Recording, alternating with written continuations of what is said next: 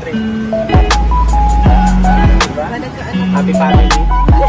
Hello mga kalingap. Hello mga kalangga. Please subscribe Jen's Journey.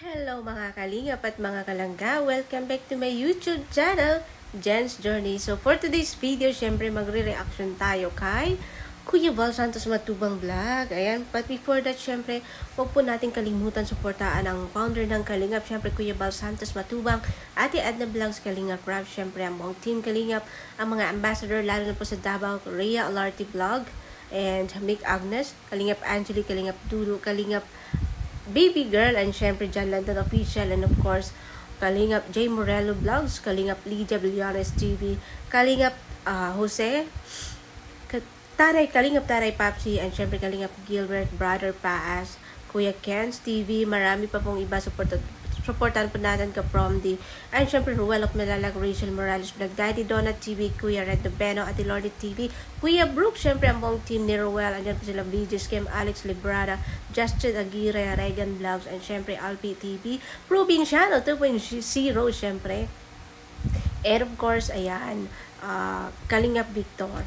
So, syempre, supportan din po natin si Ate Feliciang. Ayan, Feliciang Official. Syempre, ang Trusa Family, Ana Hanley Official, and of course, TRFG Family. Shoutout po sa inyo. At syempre, sa aking team, Ka-Journey Team Subod. Shoutout sa aking mga members and admins. And of course, ang mga members ko na may mga channel. Syempre, Ariel Villagracia, Rosemary Official. Sino pa ba? So, ayan, shoutout po sa inyo na. Supportan po natin, subscribe po natin. Syempre, like and share sa kanilang mga videos. And syempre, subscribe and please click the notification bell para lagi po kayong updated sa kanilang mga upload. And syempre, eto na nga. Sa latest vlog po ni Kuya Val, no, na dito po kay Vanessa, no. Although nakikita po natin siya doon sa vlog po ni Kalingap Rab, no. Shoutout po kay Kalingap Rab, syempre, supportan din po natin. Sa vlog ni Kalingap Rab na madami po siyang pasa, no? Marami po siyang pasa. Although nakakaisip po siya ng hindi maganda. So, dito ako magre-reaction sa vlog po ni Kalingap, ni Kuya Val, no? Yung latest, at saka yung na sinama siya ni Kuya Val. Ito si Vanessa is broken family, no? Broken family, naghiwala yung mga magulang, and then, may mga kapatid na siya na po yung nag-alaga. Siya yung nagiging magulang, nagiging ama't ina, at nagiging kapatid. Ang masaklap kasi walang pinagkukunan ng pantustos. So, dito ako kasi kahapon napakomment talaga ako sa premiere ni Kuya Val. Parang bumaliktad ang mundo, no? Parang bumaliktad ang mundo dito sa mundo po ni Vanessa. Napakabata po ni Vanessa sa ganitong sitwasyon, no? Although wala naman po tayong magagawa because it's already happened. Pero guys, bumaliktad yung mundo eh. Doon ako na although wala naman tayong masisi, no? Because buhay po nila yon. Pero sana, no, ito yung mga example na dapat aware, no? Kung yung mga magulang na hindi na kayang isalba yung pagsasama. Kung di na kayang isalba yung pagsasama, be responsible naman, no? Kasi yung kawawa, yung mga anak ninyo eh. Yung mga anak ninyo yung kawawa. Lalo na't wala kayong trabaho. Tapos, eto si Vanessa, isipin nyo, iniwan ng magulang, ay ng papa, kasi iniwan ng papa ang mama nila. Kasi yun nga, hindi magkasundo, no? Iniwan. Tapos si Vanessa sinasabihan pa na hindi siya anak ng papa niya. Napakasakit po nun bilang anak, no? Shout out po sa papa ni Vanessa na nanood ka. Hindi ba kinurot yung puso mo na nakikita mo yung anak mo ngayon? Vanessa is 14 years old. Nakikita mo yung anak mo ngayon kahit ganun ang ginawa mo, and still andyan yung anak mo, napakabuting bata. Kaya siguro sinuwerte at nahanap ng Kalingap, natagpuan ng Kalingap. Kaya sinuwerte. No, anyway, dito, no, shout out sa papa. Sinabihan mong hindi mo anak yung si Vanessa. Isisimulat sa pool, ikaw na yung napagmulatan niya ng namulat na siya ng na Indian, ikaw yung andyan. Napakasakit nun. Tapos nag-asawa ng iba. Siguro, maybe, walang matinong trabaho or what? Bakit hindi nakasuporta sa mga anak? Sa kanila, sa mga kapatid ni Vanessa. Eh, syempre, ito si mama ni Vanessa. Siguro, may mga babae din na hindi nila kayang mag-isa sa buhay. Mas piliin nilang mag-asawa ulit. Baka, nagbabaka sakali. Baka mabago yung buhay nila. Or, kumbaga, maka-move on sila. Or baga iniisip nila na baka eto, sasarap ang buhay ko, gaganda ang buhay ko, may susuporta sa mga anak ko. But still, no? Siyempre sinabi ni Vanessa nung una, galit siya sa mama niya. Hindi po ma-blame yung bata na may galit. No, sa nangyari ba naman po? Iniwan ng magulang, may tatlo pa siyang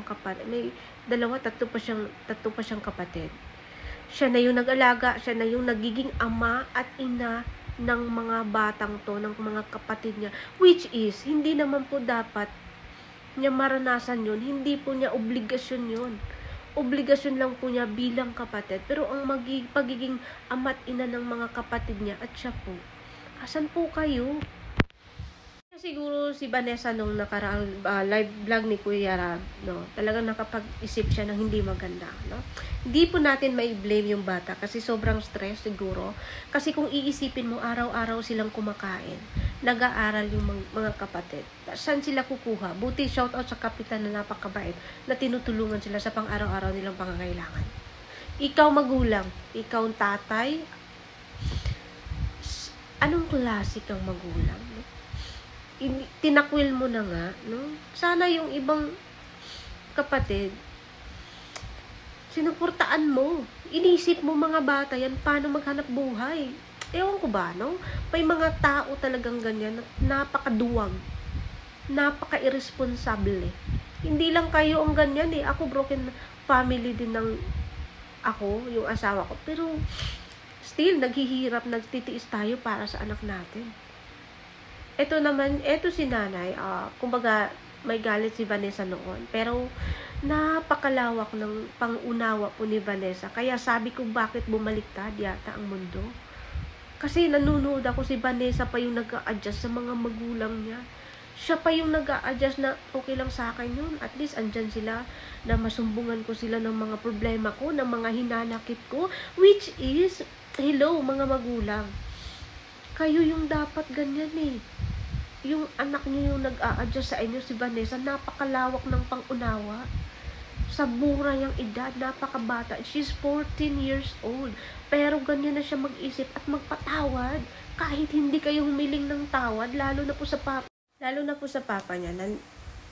Tinakwil na nga siya, pero andyan yung pagiging anak, respeto ng isang anak sa magulang. Kasi nga sabi niya, kahit anong gawin, no matter what, bumaliktad man ang mundo, still, papa pa rin nila yon. Grabe, no? Ikaw papa, magulang nila, lalo na sa papa nila. Sana naman ma-realize mo kung gaano mo po sinayang yung mga anak mo.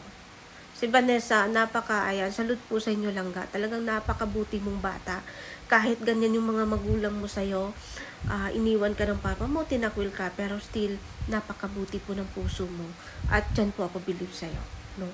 Ayan, ipagpatuloy mo lang yung pagiging mabuting example, no?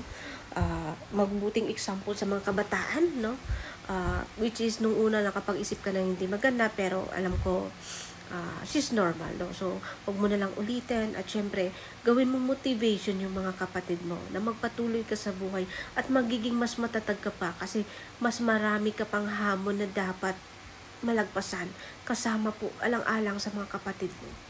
No, napakabuti po ng puso mo, napakalawak ng pangunawa mo kasi yung magulang mo kahit hindi umingi ng tawad, pinapatawad mo sila. Ikaw yung nag-a-adjust sa mga magulang mo, sa mama mo, ikaw yung nag-a-adjust.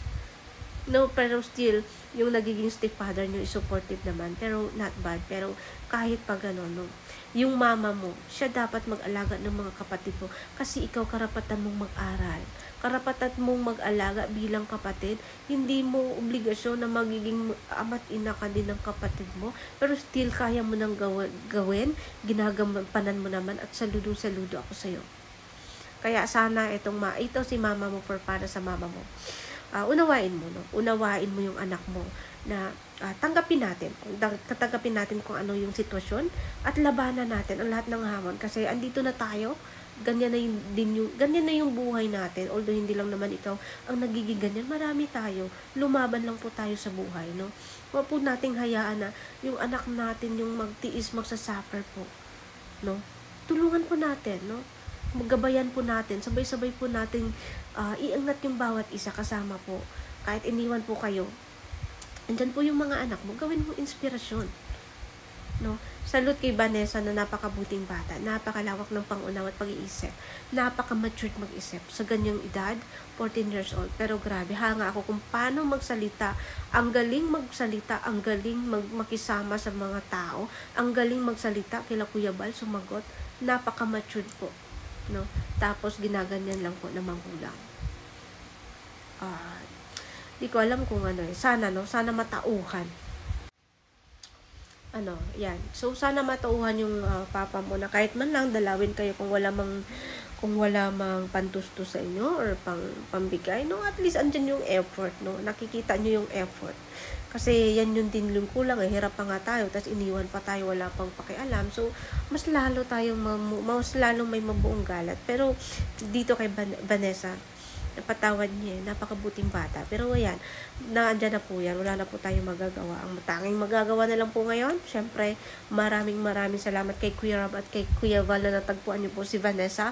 At syempre, ayun, hiling din po natin na sana mapabahayan si Vanessa kasi yun din po yung pinaka number 1 na problema nila aside po sa pang-araw-araw na po na pangangailangan. Syempre pagkain at pagkailangan sa mga kapatid niya na nag-aaral. At syempre si Vanessa nag-aaral din po. Ayan, maraming kay Kuya, salamat kay Kuya Bal. Saludo po sa inyo. So walang sawa po, sumuporta. At sa mga ganitong kabataan na talagang kinukuha ninyo sila, no? Talagang nakaka-amaze po. Syempre kay Kuya Bal, no? Ayan po Vanessa, no? Tanging masasabi ko lang, tuloy po sa buhay. Ipagpatuloy mo kung ano yung nasimulan mo na makakabuti at alam mong mabuti para po sa inyong magkakapatid. Andyan po si Kuya Bal, andyan po ang Team Kalingap para sa inyo. So yan, maraming salamat po sa hindi pa po nakapanood. Siyempre, dalawan niyo po ang vlog ni Kuya Bal Santos Matubang. Please like, comment, and share sa kanyang mga videos. And of course, click the subscribe and click the notification bell para lagi po kayong updated sa kanyang mga upload. So hanggang dito na lang po ang ating reaction video.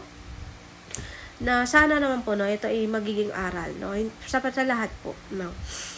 Kung magiging ganito po yung sitwasyon natin, no, kahit anong mangyari, no, piliin po natin na magiging responsable. Wala naman pong pamilyang perpekto, wala pong taong perpekto.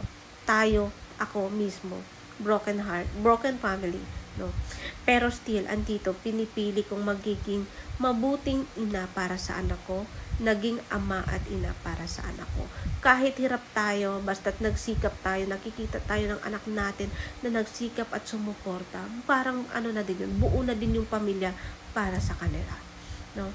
So, ayan, so isang lesson po ng karamihan na huwag po natin gayaan, no? Magiging responsable po tayo sa kung ano mang problema ang pinasok natin sa buhay. Harapin po natin, no? Harapin po natin, huwag po tayong duwag. Huwag po tayong duwag. Harapin po natin, no? Lalo may mga batang involved kasi ang kawawa dito ang mga bata. So, ayan lang po. Hindi pa po nakasubscribe sa aking channel, please subscribe my channel, Jen's Journey, and click the notification bell para laging updated sa aking mga uploads. So, hanggang dito na lang. Have a great day, everyone, and goodbye.